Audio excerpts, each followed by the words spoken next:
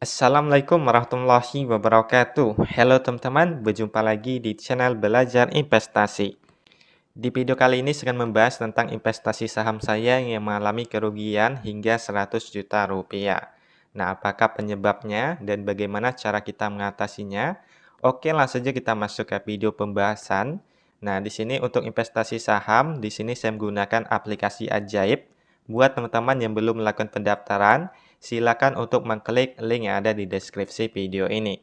Kemudian jangan lupa untuk masukkan kode ajaib punya saya agar nantinya teman-teman bisa mendapatkan hadiah saham secara gratis. Adapun kodenya yang kela 380 ini ya.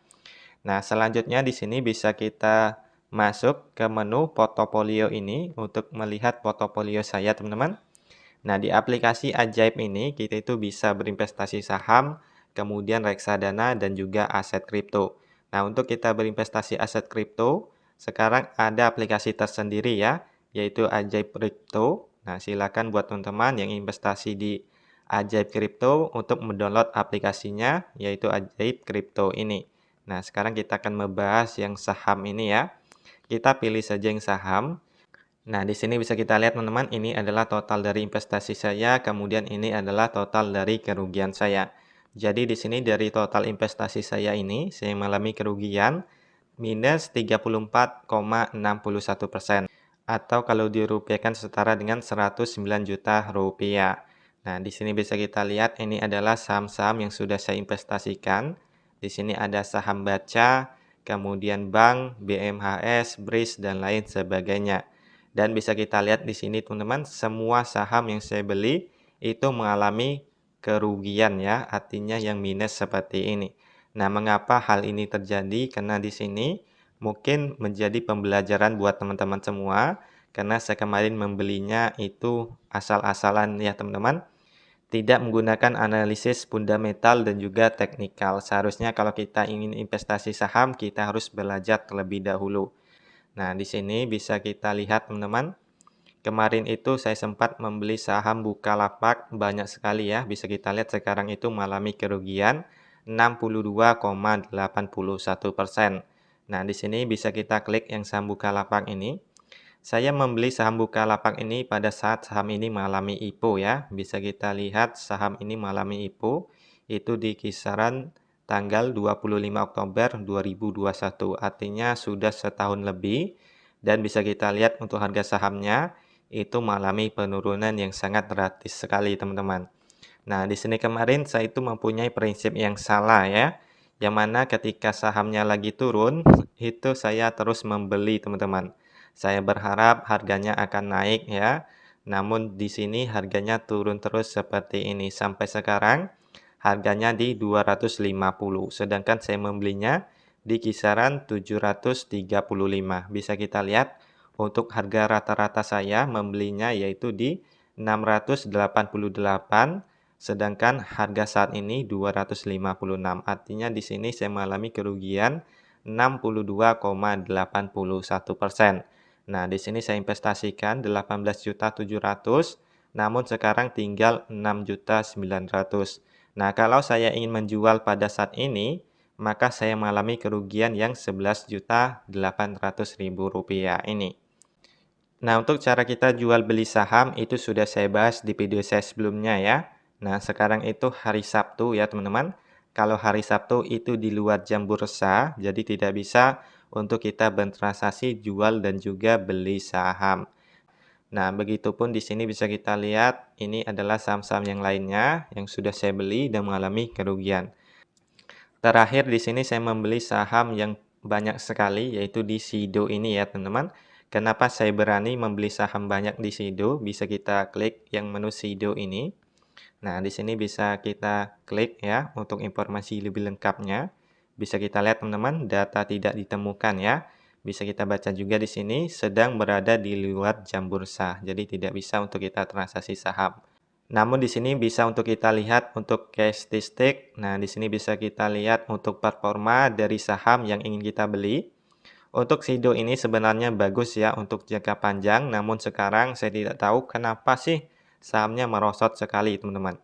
Bisa kita lihat dalam 5 tahun terakhir. Nah, kalau kita berpatokan dalam 5 tahun terakhir, di sini itu mengalami kenaikan terus ya teman-teman. Artinya ini sangat bagus sekali. Tapi saya nggak tahu kenapa di akhir-akhir bulan ini, bisa kita lihat dalam 3 bulan terakhir ini ya, saham SIDO ini mengalami penurunan yang sangat drastis sekali, yaitu di harga 980 sampai sekarang tinggal di harga 635. Nah, di sini semoga saja ke depannya saham SIDO ini akan naik kembali. Namun di sini kalau kita lihat dari performa saham ini itu sangat bagus sekali. Jadi di sini saya itu ketika harganya turun, nah di sini saya terus membeli ya teman-teman, bisa kita lihat di match order ini. Saya membeli saham SIDO ini mulai tanggal 29 Juli 2022.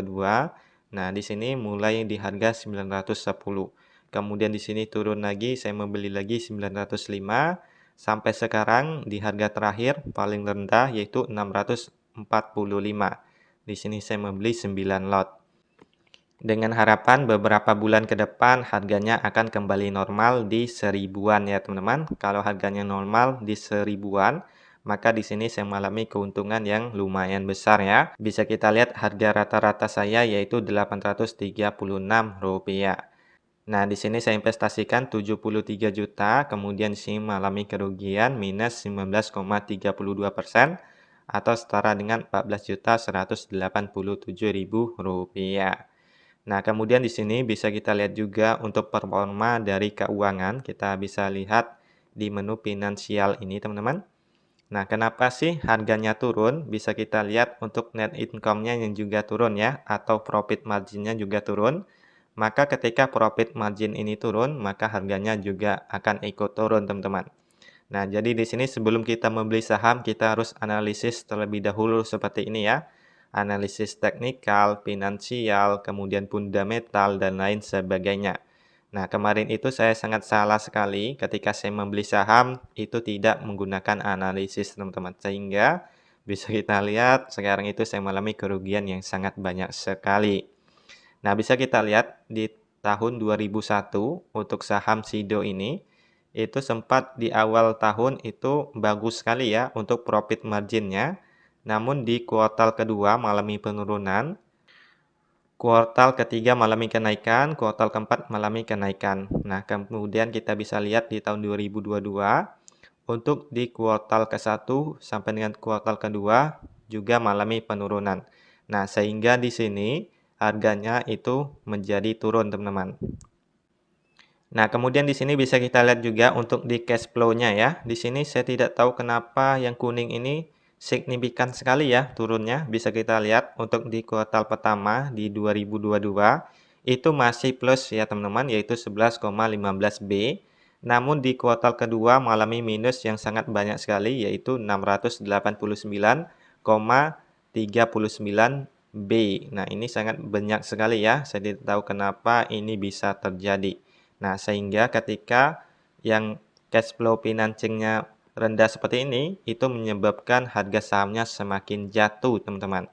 Nah, semoga saja saham SIDO ini ke depannya akan naik kembali ya. Karena di sini saya berharap banyak sekali di saham SIDO ini, teman-teman. Kemudian di sini untuk saham yang lainnya yaitu ada PNBS. Nah, PNBS sekarang itu agak lumayan ya teman-teman. Kemarin itu saya sempat mengalami kerugian yang lumayan besar.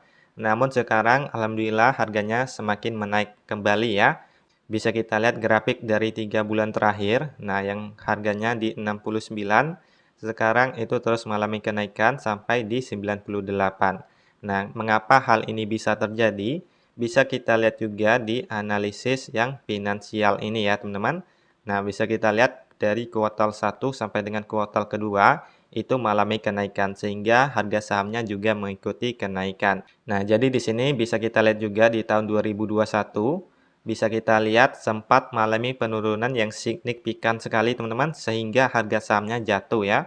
Bisa kita lihat dalam 1 tahun terakhir. Nah, ini jatuh karena di laporan keuangan itu juga jatuh, teman-teman. Jadi di sini kita bisa menganalisis lewat laporan keuangan ini ya. Ketika laporan keuangannya di sini minus 104,09%. Nah, ketika minus maka harganya akan jatuh. Jadi di sini bisa kita lihat di laporan ini untuk kita analisis harga saham. Jadi sekarang Jangan sembarangan untuk kita membeli saham, teman-teman, karena ini adalah investasi kita. Kemudian di sini saya sarankan juga buat teman-teman yang investasi saham, itu gunakan uang yang nganggur saja ya. Jangan gunakan uang yang kita gunakan untuk modal usaha dan lain sebagainya, karena nantinya uang itu akan terpendam seperti ini. Nah, ketika harganya lagi turun, itu tidak bisa kita jual. Namun kalau kita ingin menjual itu tetap bisa ya, namun kita akan mengalami kerugian. Nah, sangat sayang sekali ya kalau kita mengalami kerugian. Jadi di sini kalau saham kita seperti ini, kita bersabar saja teman-teman. Semoga saja harganya akan naik kembali. Nah, karena investasi saham itu adalah untuk jangka panjang ya. Semoga saja ke depannya semua saham ini mengalami kenaikan. Amin. Oke, jadi begitulah penjelasan dari saya. Semoga video ini menjadi pembelajaran buat teman-teman semua. Sampai berjumpa di video saya selanjutnya. Wassalamualaikum warahmatullahi wabarakatuh.